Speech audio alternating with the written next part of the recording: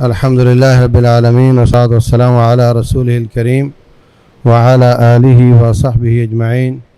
أعوذ بالله السميع العليم من الشيطان الرجيم. قال الله عز وجل: بسم الله الرحمن الرحيم. والعصر إن الإنسان لفي خسر إلا الذين آمنوا وعملوا الصالحات وتواصوا بالحق وتواصوا بالصبر. یہ عظیم صورت ہے، اس میں کامیابی کا مکمل منشور بیان ہوا ہے. تو ایمان ہونا چاہیے کامیابی کے لیے، اور عمل صالح ہونا چاہیے، اور دعوت اللہ و تواصوا بالحق. چوتھی چیز جو وتواصوا بالصبر ہے، یہ کوئی الگ سے نہیں. جیسے آپ کہتے ہیں جی میں عمل صالح کرنے جا رہا ہوں، اذان ہو گئی میں نماز پڑھنے جا رہا ہوں، یا آپ کہتے ہیں جی میں دعوت اللہ کے لیے جا رہا ہوں. تو جو صبر ہے اس کے بارے میں آپ یہ نہیں کہہ سکتے جی میں صبر کرنے جا رہا ہوں، بلکہ وہ ایمان کا بھی جز ہے، اور وہ عمل صالح کا بھی جز ہے، اور وہ دعوت اللہ کا بھی جز ہے. ایمان وہ قبول ہے جس میں صبر ہو، عمل وہ قبول ہے جس میں صبر ہو، دعوت اللہ وہ قبول ہے جس میں صبر ہو. ایمان لائے حضرت بلال، ان کو صبر کرنا پڑا، ان کو تکلیفیں دی گئیں. اگر بے صبرے ہو جاتے ایمان جاتا رہتا. عمل صالح کرنے کے لیے صبر چاہیے. بہت واقعات ہیں. بخاری شریف میں حدیث ہے، خیبر کا مارکا ہو رہا تھا، وقفہ ہوا. ایک شخص کہتا ہے یہ جو نوجوان ہے یہ ایسے حوصلے کے ساتھ لڑا ہے، جدھر جاتا تھا دشمن ڈر کر بھاگ جاتا تھا. یہ تو اگر شہید ہو گیا تو پکا جنتی ہے، اگر مارا گیا تو پکا جنتی ہے. رسول اللہ صلی اللہ علیہ وسلم فرماتے ہیں کیا بات کر رہے ہو، یہ تو آگ میں جائے گا. بڑا پریشان ہوا. عہد نبوت ہے، نبی صلی اللہ علیہ وسلم کی قیادت ہے، جہاد کا میدان ہے، اور یہ بندہ بڑے دلیری سے لڑ رہا ہے، اور یہ جہنم میں جائے گا.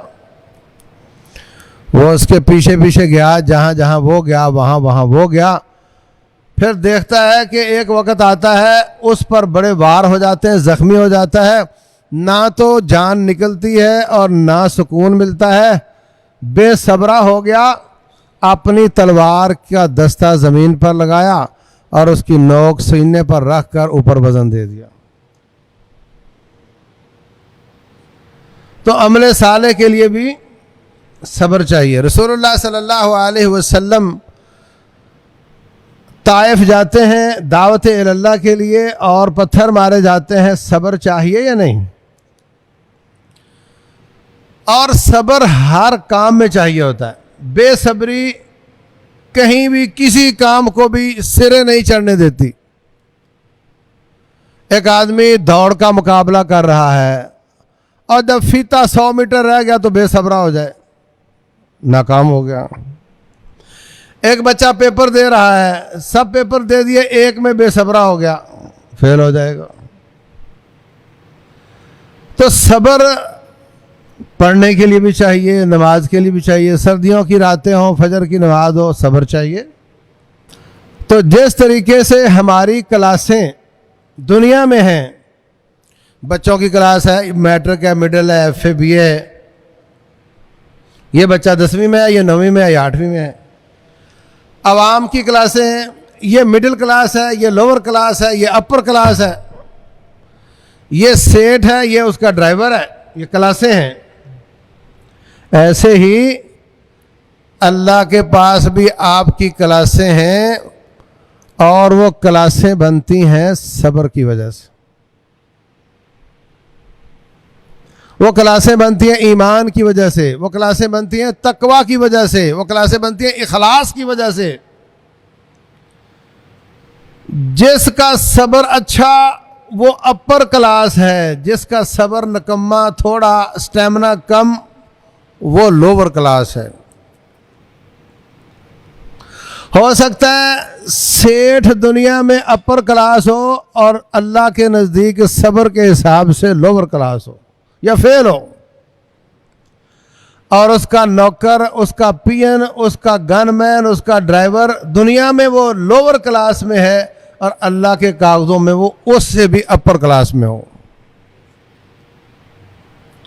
رسول اللہ صلی اللہ علیہ وسلم فرماتے ہیں اکثر الناس بلاء الانبیاء، سب سے زیادہ تکلیف، آزمائش نبیوں کو آتی ہے۔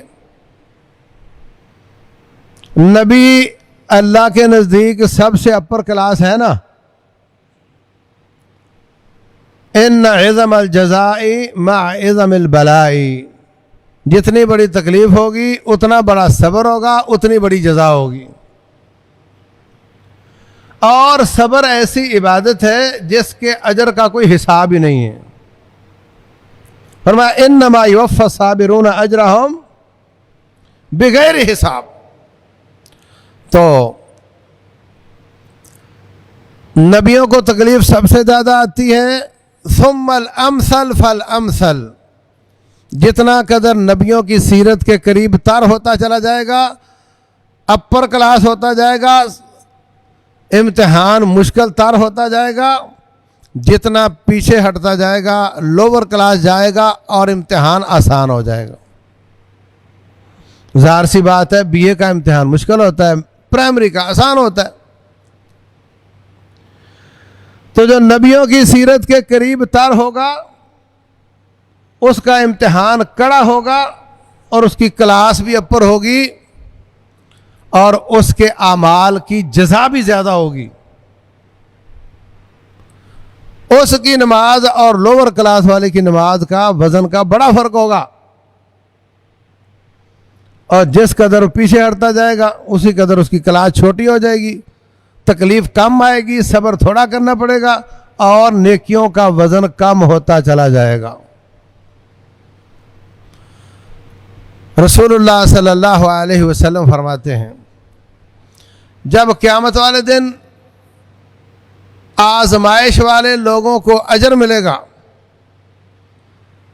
تو دنیا میں نخرے والی زندگی گزارنے والے دیکھیں گے، وہ کہیں گے لو ان جلودہم قطعت بالمقارب، کاش ہمیں دنیا میں اتنی تکلیفیں آتی، نہ کھانے کو کھانا ملتا، نہ پہننے کو کپڑا ملتا، نہ پینے کے لیے پانی ہوتا، نہ رہنے کے لیے گھر ہوتا، اتنی تکلیفیں آتی کہ ہمارے چمڑے کینچیوں کے ساتھ کاٹ دیے گئے ہوتے۔ آج ان کو اتنا اجر مل رہا ہے، ہمیں بھی آج اتنا اجر ملتا۔ رسول اللہ صلی اللہ علیہ وسلم فرماتے ہیں بس اوقات انسان کے لیے اللہ تعالیٰ نے اعلیٰ مرتبہ لکھا ہوا ہوتا ہے اور وہ نکما نمازوں روزوں میں سست ہوتا ہے، عبادات میں کمزور ہوتا ہے، پھر اللہ تعالیٰ اس کو کسی آزمائش میں ڈالتا ہے اور اس پر صبر کی توفیق دیتا ہے، پھر چپ چاپ اس کو اٹھا کر کے اس اعلیٰ مقام پر فائز کر دیتا ہے۔ اس لیے کہ صبر کی عبادت کا اجر کا کوئی حساب نہیں۔ آپ کسی لائن میں لگے ہوں، کوئی شخص آپ کے آگے کھڑا ہو جائے، برداشت ہوگا؟ نہیں ہوگا نا۔ تو آپ بھی نمازیں پڑھ رہے، وہ بھی پڑھ رہا ہے، وہ بھی پڑھ رہا ہے، لائن میں لگے ہوئے ہیں، لیکن صبر ایسا کام ہے، ایسی عبادت ہے کہ اس کا اجر کا حساب کوئی نہیں۔ اس کو اللہ تعالیٰ لائن میں سب سے آگے کھڑا کر دے تو کوئی اعتراض نہیں کر سکتا، اس لیے کہ انما یوفی الصابرون اجرہم بغیر حساب۔ اللہ فرماتے ہیں اس کا کوئی حساب نہیں، تو کوئی اعتراض کی گنجائش ہی نہیں، تو اللہ تعالیٰ اس کو اٹھا کر کے وہاں رکھ دیتا ہے۔ اس لیے عزیز بھائیوں، مہنگائی کی شکل ہو، گرانی کی شکل ہو، قحط سالی ہو، رب ذوالجلال سے توبہ کرو، اپنے گناہوں سے معافی مانگو، اپنی کمزوریوں کو دور کرنے کی کوشش کرو، لیکن بے صبرے نہیں ہونا، خود سوزی کی کوششیں نہیں کرنی، اس پر صبر کرنا ہے رسول اللہ صلی اللہ علیہ وسلم فرماتے ہیں میں تعجب کرتا ہوں مومن کی حالت پر، فإن امرہ خیرا کلہ، اس کا ہر معاملہ ہی خیر کا ہے، ان اصابت سراء فشکر فکان خیر اللہ، اگر اس کو آسودگی مل جاتی ہے اس پہ شکر کرتا ہے تو بھی اس کے لیے اچھا ہوتا ہے، اور اس پر تنگی آ جائے، مصیبت آ جائے، آزمائش آ جائے، اس پر صبر کرتا ہے وہ بھی اس کے لیے اچھا ہی ہوتا ہے۔ جب ایمان آ گیا تو تیری ہر بات ہی اچھی ہے، تیرا ہر آپشن ہی اچھا ہے۔ صبر اور شکر کے بیچ کی زندگی گزارو، اللہ تبارک و تعالی عمل کی توفیق دے۔ واللہ اعلم، وصلی اللہ وسلم وبارک علی نبینا محمد۔